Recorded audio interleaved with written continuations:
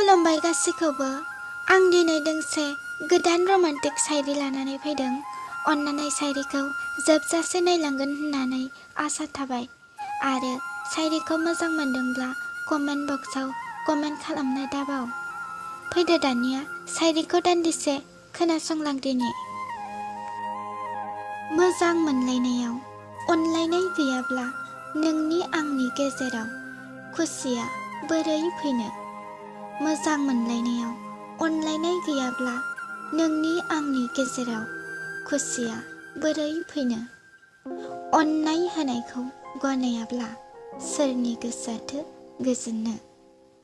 अननाय होनायखौ गनायाब्ला सोरनि गोसोआथो गोजोननो? गोसोआव जुदि लुबैनाय गैयामोनब्ला जिउनि लोगोरिखौ मानो नागिरनो?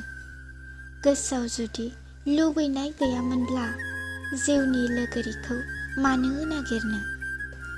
हाबा जायालासे थायोब्ला नोंनि आंनि गेजेराव संसारनि खुन्थिया बोरै जाखांनो? हाबा जायालासे थायोब्ला नोंनि आंनि गेजेराव संसारनि खुन्थिया बोरै जाखांनो? बिबाराव जुदि दैमोन गैयामोनब्ला बेरे सिखिरिया मानो बानो? बिबाराव जुदि दैमोन गैयामोनब्ला बेरे सिखिरिया मानो बानो? गुबुननि सोंलु मोनाब्ला बोरै आं फिननाय होनो? गुबुननि सोंलु मोनाब्ला बोरै आं फिननाय होनो?